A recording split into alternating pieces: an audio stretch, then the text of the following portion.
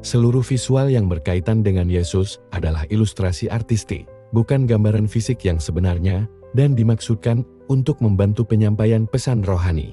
Halo semuanya, dan selamat datang kembali. Hari ini, kita akan menyelami pasal ke-12 Injil Markus, sebuah bagian yang penuh dengan ajaran yang kuat, konfrontasi yang intens, dan pelajaran mendalam bagi kita semua. Jadi, ambil Alkitab Anda, dan mari kita mulai. Pasal ini dibuka dengan Yesus mengajar di pelataran Bait Allah. Dia memulai dengan sebuah perumpamaan, sebuah cerita yang dirancang untuk mengungkapkan kebenaran yang lebih dalam.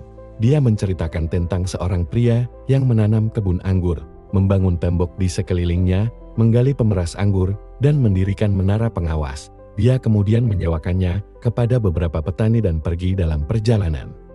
Ini adalah gambaran dari perhatian dan penyediaan yang luar biasa. Pemilik kebun anggur ini melambangkan Tuhan, dan kebun anggur itu sendiri adalah Israel. Tuhan telah menginvestasikan begitu banyak pada umatnya, memberi mereka hukum, para nabi, dan tanah mereka sendiri. Para petani dalam cerita itu melambangkan para pemimpin agama Israel. Ketika waktu panen tiba, pemilik mengirim seorang hamba untuk mengumpulkan bagiannya dari buah. Tetapi para petani menangkap hamba itu, memukulinya, dan mengusirnya dengan tangan kosong. Pemilik mengirim hamba lain, dan mereka memukul kepalanya dan memperlakukannya dengan memalukan. Hamba ketiga diutus, dan mereka membunuhnya. Mereka melakukan ini kepada banyak orang lain, memukuli beberapa, dan membunuh yang lain. Bagian dari perumpamaan ini adalah ringkasan yang kuat dari sejarah Israel. Tuhan berulang kali mengutus para nabinya untuk memanggil umatnya kembali kepadanya. Tetapi mereka ditolak, dianiaya, dan bahkan dibunuh. Tanggapan para petani menunjukkan hati pemberontakan dan keserakahan. Mereka menginginkan kebun anggur itu untuk diri mereka sendiri. Akhirnya, pemilik memiliki satu orang terakhir untuk diutus, putranya yang terkasih. Dia berpikir, tentu saja mereka akan menghormati putraku. Tetapi ketika para petani melihat putra itu, mereka berkata satu sama lain, ini adalah ahli waris. Mari kita bunuh dia, dan warisan itu akan menjadi milik kita. Jadi mereka menangkapnya, membunuhnya, dan melemparkannya keluar dari kebun anggur. Ini adalah nubuat langsung dan mengejutkan tentang apa yang akan terjadi pada Yesus. Dia adalah putra Allah yang terkasih. Diutus sebagai utusan terakhir, para pemimpin agama didorong oleh kecemburuan dan keinginan untuk mempertahankan kekuasaan mereka, bersekongkol untuk membunuhnya, percaya bahwa mereka dapat mengamankan posisi mereka. Yesus kemudian mengajukan pertanyaan tajam. Apa yang akan dilakukan pemilik kebun anggur itu? Jawabannya jelas, dia akan datang dan membinasakan para petani itu dan memberikan kebun anggur itu kepada orang lain. Ini meramalkan penghakiman yang akan menimpa mereka yang menolak putra Allah dan pembukaan kerajaan Allah kepada orang-orang bukan Yahudi, kepada semua yang akan percaya. Untuk menegaskan maksudnya, Yesus mengutip dari Mazmur 118, batu yang dibuang oleh tukang-tukang bangunan telah menjadi batu penjuru. Tuhan telah melakukan ini, dan itu luar biasa di mata kita. Yesus adalah batu yang ditolak itu. Para pemimpin agama, pembangun bangsa, akan membuangnya. Tetapi Tuhan akan membangkitkannya dari antara orang mati, menjadikannya fondasi utama dari rumah rohani yang baru. Gereja, para imam kepala, ahli Taurat, dan tua-tua tahu Yesus berbicara tentang mereka. Perumpamaan itu tepat sasaran. Mereka sangat marah dan ingin menangkapnya saat itu juga. Tetapi mereka takut pada orang banyak, jadi, untuk saat ini, mereka meninggalkannya dan pergi.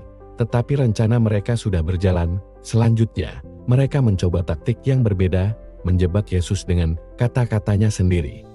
Mereka mengutus beberapa orang Farisi dan Herodian kepadanya.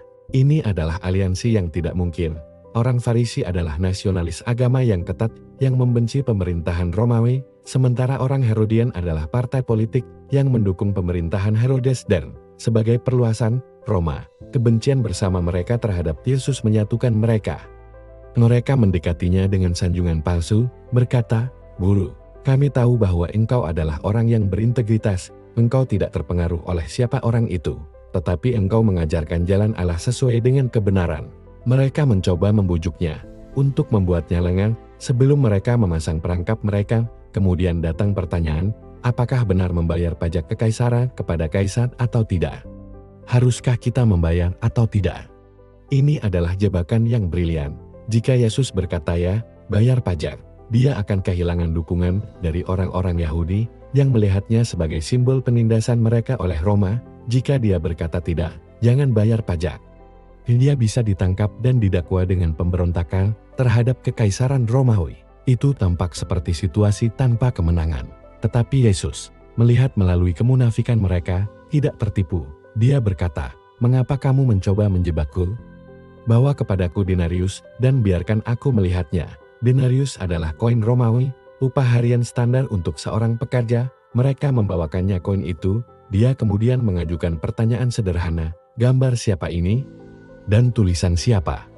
Mereka menjawab, "Kaisar." Koin itu memuat gambar dan nama Kaisar Romawi, Tiberius Caesar. Itu adalah pengingat konstan akan otoritas Romawi. Kemudian Yesus menyampaikan jawabannya yang terkenal dan mendalam. "Berikanlah kepada Kaisar apa yang wajib kamu berikan kepada Kaisar, dan kepada Allah apa yang wajib kamu berikan kepada Allah." Dengan satu kalimat ini, dia dengan mahir membongkar jebakan mereka. Dengan mengatakan berikanlah kepada Kaisar apa yang wajib kamu berikan kepada Kaisar, dia mengakui legitimasi pemerintahan sipil.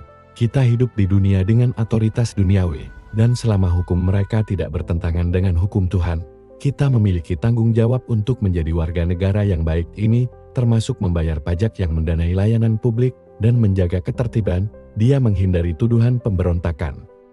Tetapi bagian kedua dari pernyataannya adalah inti sebenarnya dari pesan itu, dan kepada Allah, apa yang wajib kamu berikan kepada Allah. Ini mengangkat percakapan dari politik ke penyembahan. Sementara koin itu memuat gambar Kaisar, kita, sebagai manusia, memuat gambar Allah, kita diciptakan olehnya dan untuknya. Jadi, apa yang menjadi milik Tuhan?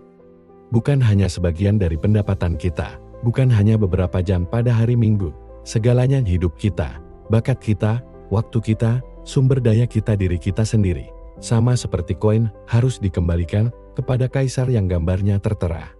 Kita harus menyerahkan diri kita sepenuhnya kembali kepada Tuhan, yang gambarnya kita miliki. Orang-orang yang mendengar ini kagum, mereka datang berharap melihat Yesus terpojok, melihatnya tersandung. Sebaliknya, mereka menyaksikan hikmat ilahi yang menembus permainan politik mereka dan mengungkapkan realitas spiritual yang lebih dalam.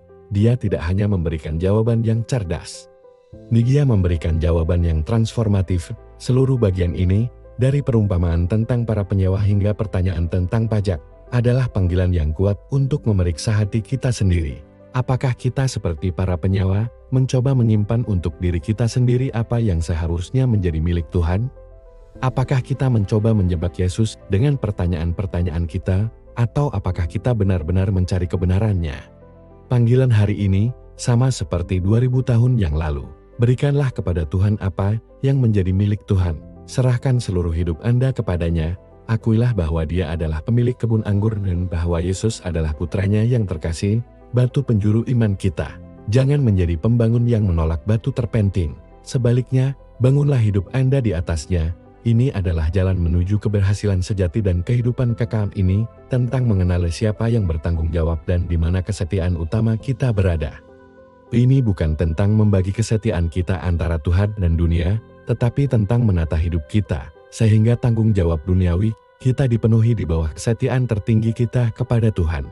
Terima kasih banyak telah bergabung dengan saya untuk menjelajahi pasal Markus yang luar biasa ini. Saya harap ini telah menantang dan mendorong Anda. Jika Anda merasa ini bermanfaat, silakan berikan suka pada video ini. Dan jangan lupa untuk berlangganan untuk penyalaman lebih dalam ke dalam kitab suci. Kita akan bertemu di video berikutnya.